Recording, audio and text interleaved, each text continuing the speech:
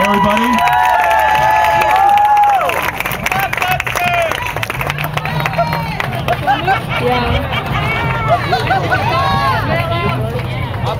No.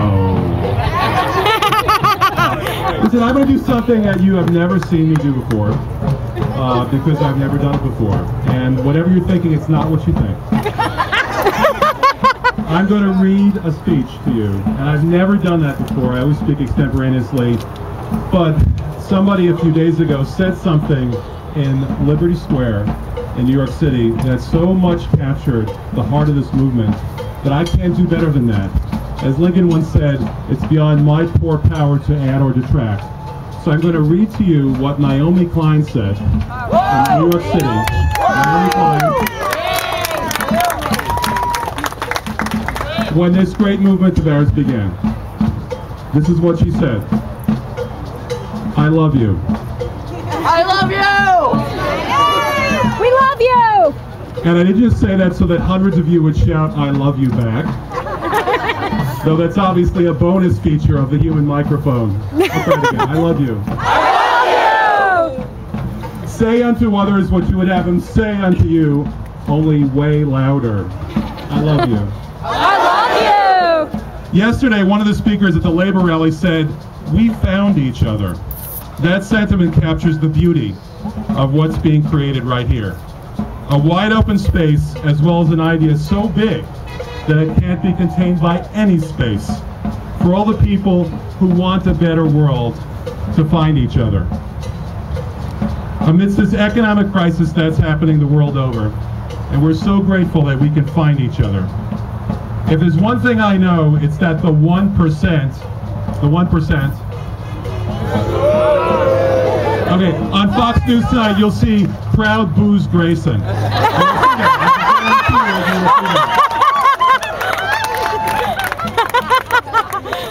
If there's one thing I know, it's that the 1% loves a crisis. When people are panicked and desperate and no one knows what to do, that's the ideal time to push through their wish list of corporate policies. Privatizing education, privatizing Social Security, slashing public services, getting rid of the last constraints on corporate power. Amidst the economic crisis, this is happening the world over. And there's only one thing that can block that tactic, and fortunately, it's a very big thing. The 99%.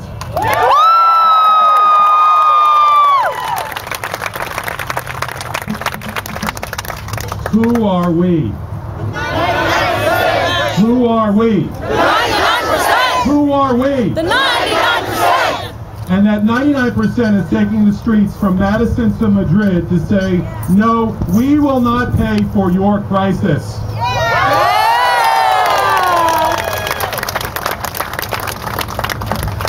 That slogan began in Italy in 2008. It ricocheted to Greece and France and Ireland, and finally it's made its way to this square mile where the crisis began, Wall Street, and now it's made its way to...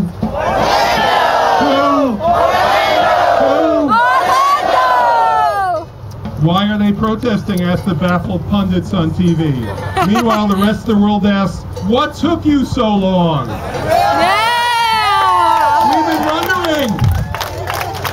We've been wondering when you were going to show up and fight for what's right. And most of all, people are saying, welcome. Welcome to the public forum. Many people have drawn parallels between Occupy Wall Street and the so-called anti-globalization protests that came to the world's attention in Seattle in 1999. That was the last time a global, youth-led, I said youth-led, decentralized movement took direct aim at corporate power. And I'm proud to have been part of what we call the movement of movements. But there are important differences too. For instance, we chose summits as our target. Summits are transient by their nature. They only last a week. That made us transient too. We'd appear, we'd grab world headlines, and then we'd disappear. In the frenzy of hyper-patriotism and militarism that followed the 9/11 attacks, it was easiest to sweep us away completely. Occupy Wall Street and Occupy Orlando, on the other hand, has chosen a fixed target. And we've put no end date on our presence here.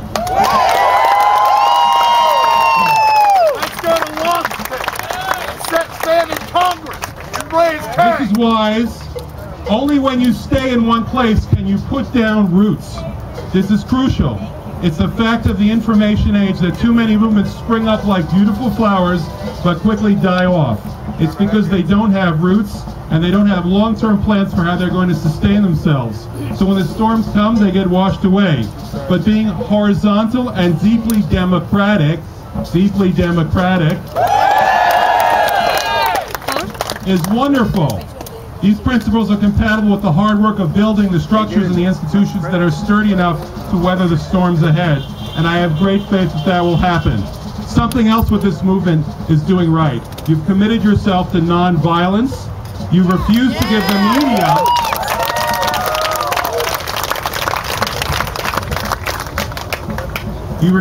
the media the images of broken windows and street fights that it craves so desperately. In fact, when I look around here, I see a party. I see beauty. That's what I see. And that tremendous discipline has meant that again and again, the story has been unprovoked police brutality. We saw more of that just last night. But support for this movement grows and grows and grows. But the biggest difference a decade makes is that in 1999, we were taking on capitalism at the peak of its frenzied economic boom. Unemployment was low, stock portfolios were bulging, the media was drunk on easy money. Then it was about startups, not shutdowns. We pointed out that deregulation behind the frenzy came at a price. It was damaging to labor standards.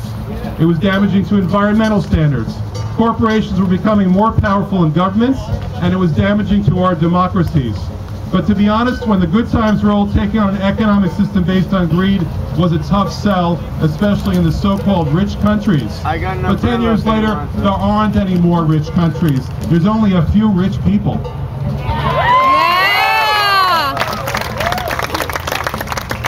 And many of those people got rich looting the public wealth and the bailouts and exhausting natural resources around the world. The point is that everybody today can see the system is deeply unjust and careening out of control. Unfettered greed has trashed the global economy and is trashing the natural world as well. We're overfishing our oceans, polluting our water with fracking, and that's a strange word, isn't it? Fracking. And deep water drilling, turning to the dirtiest forms of energy on the planet. And the atmosphere cannot absorb the amount of carbon we're putting into it, creating dangerous global warming. The new normal is serial disasters, economic and ecological. Those are the facts. They're so blatant, so obvious, that it's easier to connect with the public and make that the 99% than it was in 1999 and build this movement quickly. We all know in some sense that the world is upside down. We act as if there's no end to resources that are actually finite, like fossil fuels, and atmospheric space to absorb those emissions. We act as if there are strict and immovable limits to what is actually bountiful, the financial resources to build the kind of society that we need.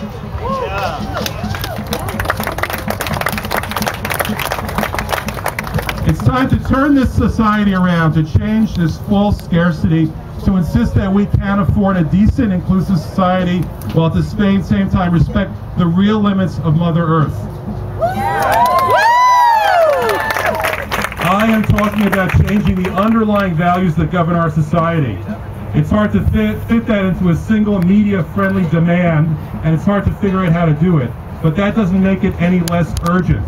Look around and see what's happening in the square, in the way that you're feeding each other, keeping each other together, sharing information freely, providing health care, classes, empowerment training. My favorite sign here says, "I care about you."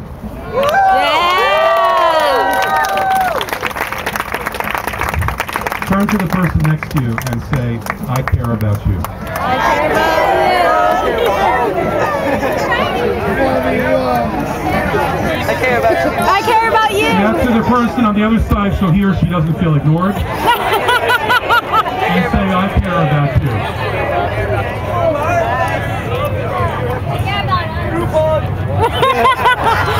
Here are the things that don't matter. What we wear, although I must say many of you are very well dressed today.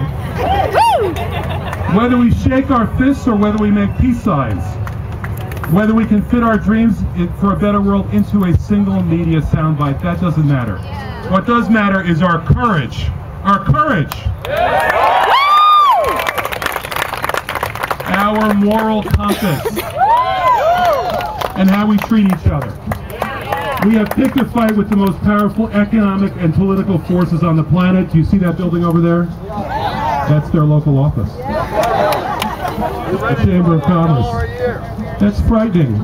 And as this movement grows from strength to strength, it will get more frightening. Always be aware that there'll be a temptation to shift to smaller targets. That's a battle that we have to win. Don't give in to that temptation.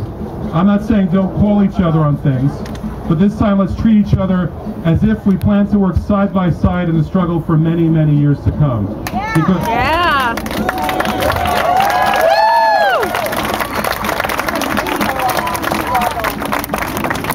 because the task before us demands nothing less. Let's treat this beautiful movement as if it's the most important thing in the world.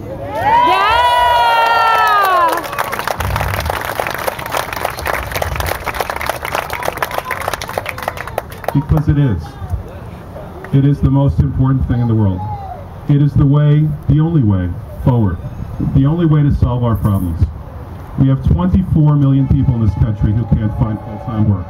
Maybe some of you are here today. Raise your hands. There's no shame in it today. It's not your fault. It's not your fault.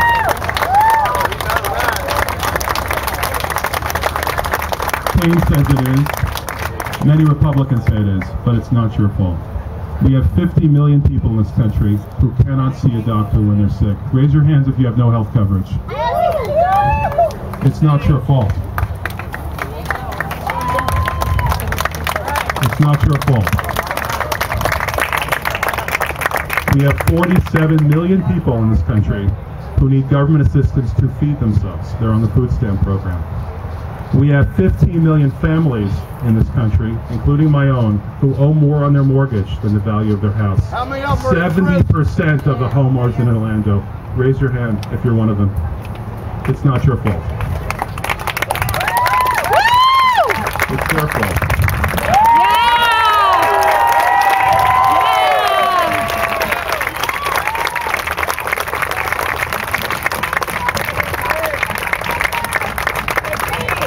Wall Street has created, enforced, perpetuated a system that has created the greatest inequalities of any industrial country in this world. We are fifth in the entire world in the inequality of wealth, just lower than Zimbabwe. And how's it working for Zimbabwe? Not that well. Wall Street has completely dominated our economic system. Wall Street determines our economic policies. Big Oil determines our environmental policies and our energy policies. And the military-industrial complex determines our foreign policy.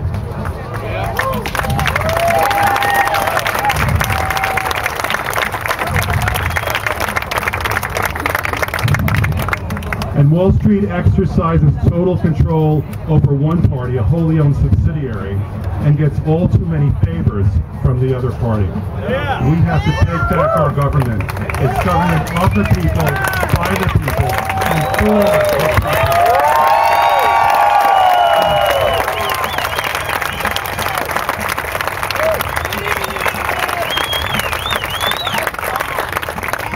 There is only one way out of this crisis. Only one way to fix this broken system. Look around. You're looking at it. Yeah! This is the only way. Woo! Because of this. The people united will never be defeated.